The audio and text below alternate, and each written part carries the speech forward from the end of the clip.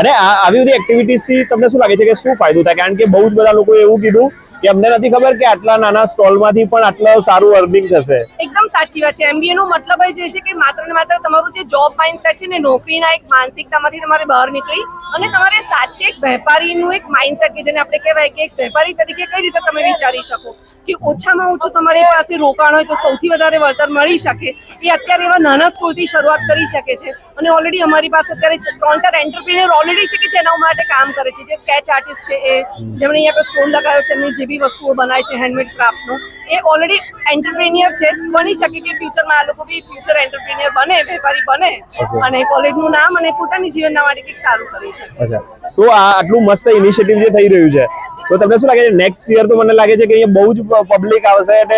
ચોક્કસ આ બહુ સાચી વાત કહું તો આ બીજું જ વર્ષ છે ને જેની અંદર આટલો બધો સરસ અમને લોકોને એક પ્રતિસાદ મળી રહ્યો છે. તો બની શકે કે આવતા વર્ષે વધારે મોટા પાયે વધારે સ્ટોલ્સ હશે અને અપાર્ટ ઓફ ધેટ જેવી રીતે આ વખતે અમે થોડુંક લિમિટેડ રાખેલું છે, પણ કદાચ નેક્સ્ટ યર બની શકે કે સારું માર્કેટિંગ કરીને અમદાવાદ ગાંધીનગરની બધી કોલેજોને પણ અહીંયા બોલાવવામાં આવે ફાસ્ટ બેસિસ.